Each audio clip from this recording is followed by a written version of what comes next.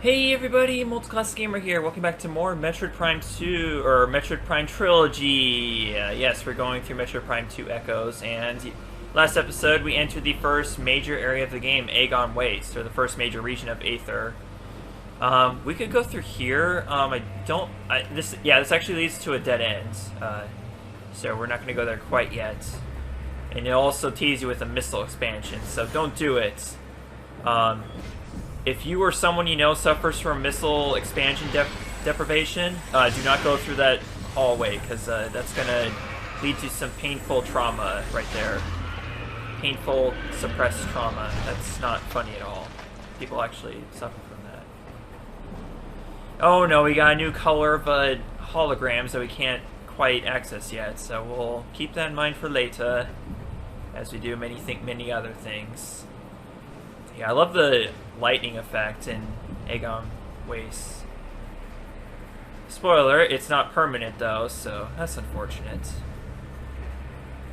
Anyways, I'm recording this after my first night back from that one vacation I had in July, so yeah. But yeah, just a single week off from work feels like forever, even though I love vacations, so I'll have to keep that in mind for my next one. I remember this was actually a roadblock because I didn't bother to scan, like back in the original LP. And also I realized that I missed scans back at the Great Temple, so I'll have to remember that when I go back there, but don't worry, I didn't forget about them. Well, I did at the time, but, you know, not permanently. Anybody been watching, like, cute videos of animals lately? Me in particular, there's like this one about like where there's this miniature horse that's chasing after a man. It's like running around in a barn. It's just so cute. And then there's like this one, like a bunch of sea mammal ones in particular. Not seamen, sea mammal videos. And in particular penguins. Wait, no, penguins aren't mammals, they're birds. But one particular, like, seals and sea lions. Like, whenever people encounter them, like, as people are tourists and they go to visit places, you would find them. I do know that when you're visiting these places, you're supposed to, like, not approach the animals directly. You're supposed to just sit by and watch them. And any interaction, it has to be initiated by the animal itself. So that much I know from what I've seen in these videos, but it's still really interesting to see like how these animals react to humans, you know. Oh, God forget that I don't have the Morph Ball Bomb, of course. But judging by all the stuff we see that has to do with it, we probably will see it very soon. Okay, what do we got here? Uh-oh. Got some friends. So this is our first encounter with space pirates in the game. Obviously, as you can see, they got a redesign since Prime 1. It's worth scanning them, obviously. They're called pirate troopers, the regular ones we encounter. Starfaring brigands. Aggressive, well-armed bioform trained for combat and conquest. Sworn enemy of Samus Aran. You mean of me? Little old me? Shots been fired. Hey, I can fire shots too, you know. Just watch me. I'll fire this shot of tequila at you, and this shot of fireball at you, If only I had the plasma beam from Prime 1, that would be a fireball. No, I'm not. I haven't been drinking today. I just got off work. Okay, give me a break. Okay, what do we got here? This is a Brisky. I generally never attack these enemies because it's not worth it. You have to waste a missile in order to destroy them, actually, because they got those hard shells and they're like, they become agitated like after you hit them with a missile, and that's the only time you'll be able to hit them, essentially. But yeah, space pirates are no more annoying than they were in the first game. As you can see, oh, well, I guess you can fire a missile near them and that counts. But yeah, that's how you destroy the Brisgies. Brisgies are not the bee's knees. That did not rhyme at all. What was I thinking? Okay, oh, also, before they attack us, these are Shriek Bats returning from Prime 1. Territorial flying rodents, yeah, they do exactly the same thing as they did in the first game. Although I swear the hitbox to them is a bit more stingy in this game than it was in the first game. Like, it's harder to actually get a shot in on them. It's not as satisfying either, unfortunately. But whatever. Now, each of the main regions of Aether have a temple of their own, in addition to the Great Temple of Aether itself. And this is the temple of Agon Wastes, actually. And this is actually the first destination you want to go to whenever you visit the major area for the first time. But you can tell by how slow I'm going that something's about to happen. And, well, you got me. This is an alpha sand digger. Scan it immediately. You only get one shot to scan it, not a lot of time. Assuming while armored, target exposed eyes damages creatures. Yeah. At the second, it is just a regular alpha splint sand digger, but yep, that's why I gotta scan it fast. It becomes a dark alpha sand digger. Actually, that's not what it's called though. Check this out. This is the Bomb Guardian. So, a lot of the Dark Ing that stole your each particular item from Samus are known as Guardians.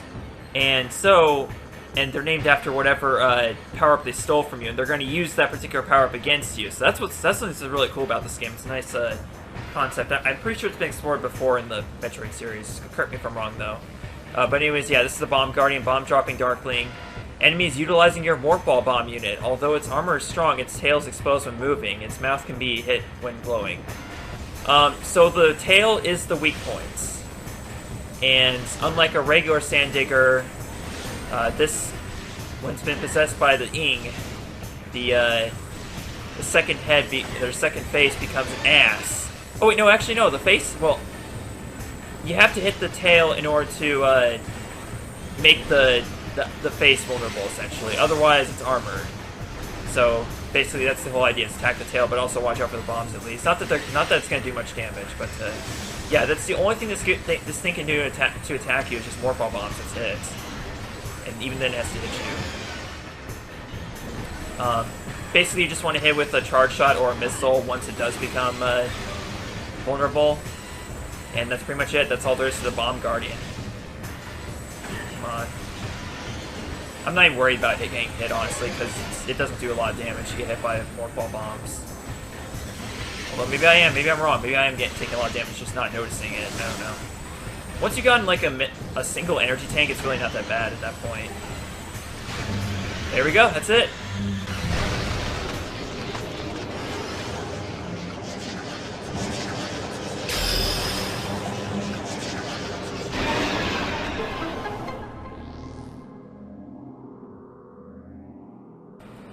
And also, they brought back the music from the earlier Metroid games that plays whenever you defeat a boss and you're in the room with the new power-up. And this music is freaking awesome. And I think this is the best version of it right here. In fact, a lot of music from in this game, in Metroid Prime 2, comes back from earlier games, specifically Super Metroid. But yeah, we got our Morph Ball bombs back. Just about as early on as we did in the first Prime. And along with that, once again, since this is the Trilogy version, we also got our Hyper Ball back. Awesome. Now, obviously, since we just got Morph Ball bombs, these walls have to be destroyed with the Morph Ball bombs. Wouldn't it have been funny if the boss accidentally broke the doors for us? That'd be hilarious. But we want to continue on here, because now that we're at the temple, that means that there is an energy controller nearby. And, yeah, the ultimate goal here in Agon Wastes is to restore the energy to this energy transfer energy unit, or whatever it's called. Energy control unit, or whatever it's, yeah, I think that's what it's called. And so the room that connects the temple and the energy controller always has one of these statues that you have to rotate in order to gain access to the energy controller. How the Ing were able to infiltrate these rooms, I have no idea, because they clearly don't have, well, they did just have the Morph Ball bomb, but, like, didn't have the Morph Ball thing itself. Whatever. Anyways, this is the energy controller itself. I'm going to scan this. This is actually a research entry. I could have gotten this back at the Great Temple, along with UMOS themselves, but, yeah, I wasn't thinking at the time. So we'll have to scan New Moss next time we're there. Ugh, I had to get a booger on my eye real quick. Unit regulates planetary energy in the sector and is linked to the global energy network. Yep. Alright. Next thing we're going to do is we're going to scan this holoprojector. Automate message initiated.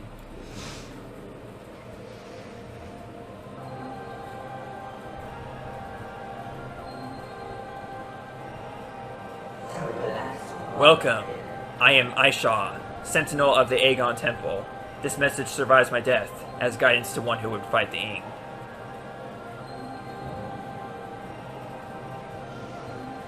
A portal to Dark Aether lies nearby. With it, you can travel to this land's shadow. You must locate a Dark Temple, a twisted mockery of this sacred place. Inside, you will find the energy controller you seek.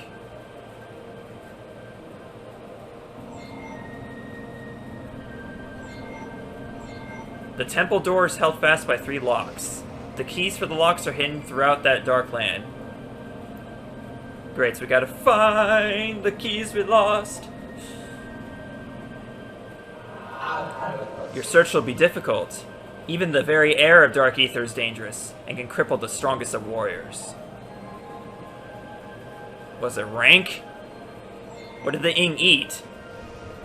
In our past struggles with the Ing, we placed a series of light crystals throughout their world. They remain today.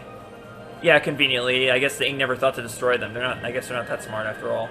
These crystals create safe areas that will protect you from the harmful atmosphere of the dark world. You didn't mention the beacons. I've updated your translator module. You can access devices and doors coded with amber holograms. More lands are open to explore. Great. Yes, great. When you have taken the energy from the Dark Temple, return here at once. Did I get a call yet? Oh, I was trying to call my grandma earlier and she didn't respond, so I'm going to call back later. May the light of Aether serve you well. What? Okay. An energy fully replenished, thank you. So yes, at each of the energy control rooms, we'll find the past Sentinel. Yeah, the Sentinel was passed, unfortunately. It's fun. It's kind of funny because like this Sentinel assumes that whoever's trying to restore Aether is going to go straight to Agon first, because I'm pretty sure the other 2 Sentinels don't give you the same tutorial about Dark Aether and the 3 keys and whatnot. So, anyways, we got some new lore we can scan now. Aether was a fertile, aged world with bountiful fields and oceans. The native creatures were gentle compared to other worlds we had encountered. We settled in the mountain region at first, in the cliffside dwellings. In time, we established settlements in the green forests of Torvis and the fertile plains of Agon. A great temple was built between our 3 domains, a place of peace and a monument to our accomplishments. It was a time of harmony for our people. Sweet. So yes, Agon used to be fertile plains, and now it's just a desert wasteland now. It's very sad, actually. Kind of actually, it's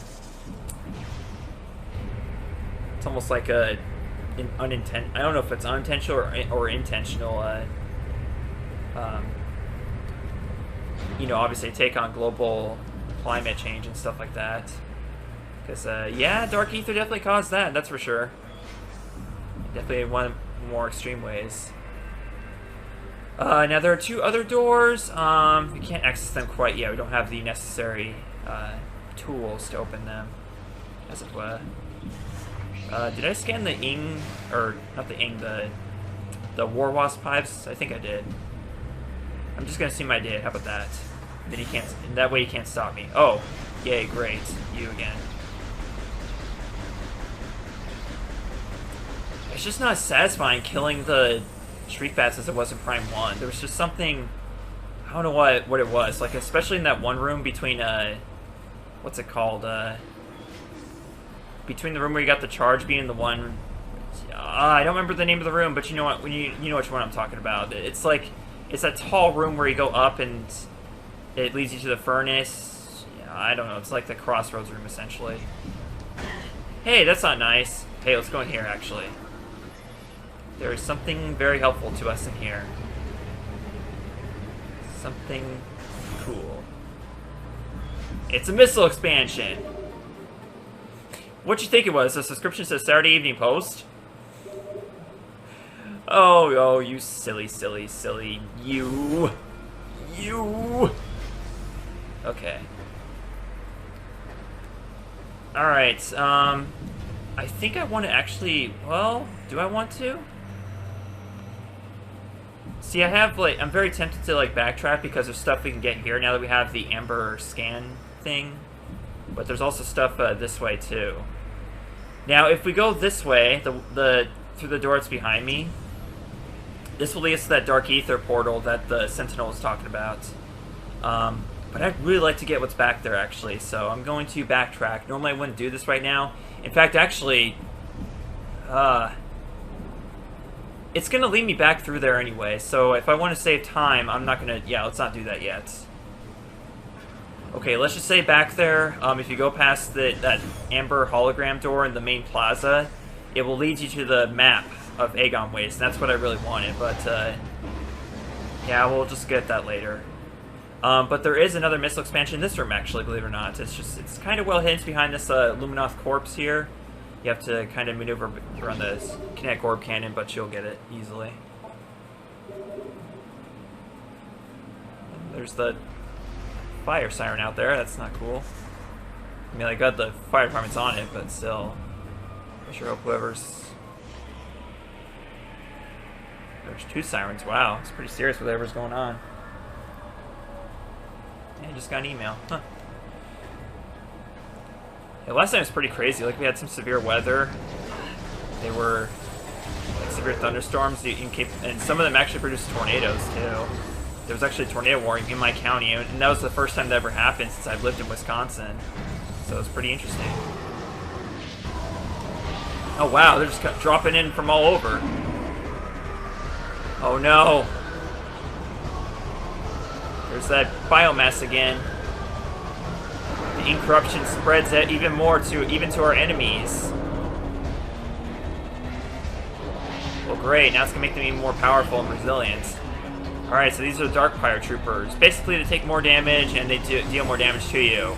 So this is like the game manually putting you in hyper mode for a second, because yeah, they do a lot of damage. Oh god, this could get really dangerous fast. Missiles, missiles, missiles. I could actually die if I'm not careful here. Come on. Jesus. That was not good. I got so close to dying. Can you imagine if I died just right to a regular enemy there? That would have been terrible. Oh, thank you for this.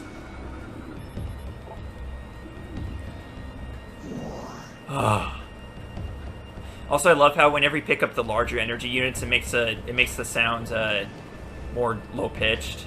It's just a nice effect, actually. But yeah, I bet you were hoping something would bump into me right before I grabbed that and killed me. That would have been hilarious. That would have been like the funniest moment like ever in any Let's Play of mine. Okay. So this room is very interesting. It's the start of those crazy morphball puzzles I was telling you about. Okay, Light of Aether. Let's check this out. The main energy controller was built in the Great Temple. 3 sub-controllers were built in the temples of Torvis, Agon, and Sanctuary. They collected the energy of Aether, then radiated it over the world to all who needed it. In time, we came to call this precious energy the Light of Aether.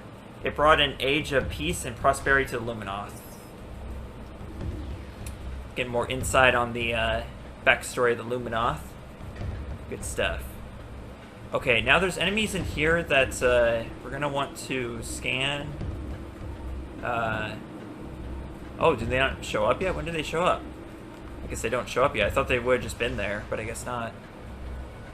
So anyways, this is a portal, actually. It leads us to Dark Aether. Or, yeah, but we can't, like, it's a portal generator, actually. But we need to activate it because it's not currently active at the moment. So back to me, it's more bomb slot. We get to take a nice little ride. Gonna go for a ride. It's the balls elevator. We use sand to activate these structures that will actually magnify the sun and to power the portal generator, and that's basically what's going on here. There we go. So we just gotta do this 3 times, and each time it's gonna spawn 3 of those war wasps. So that's fun. Lots of good stuff. Can't wait.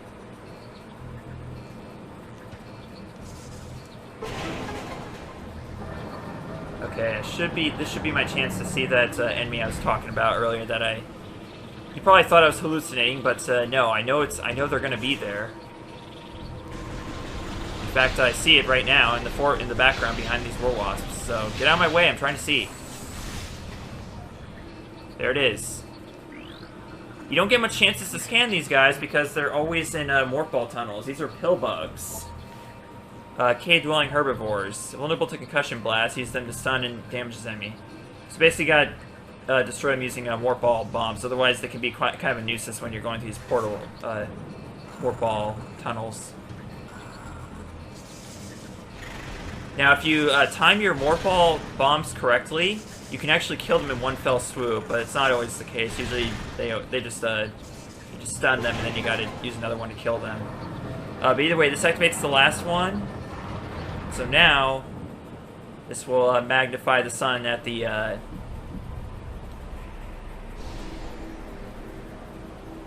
solar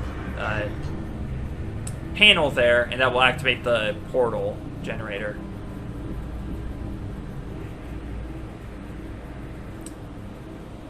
Luminoth are very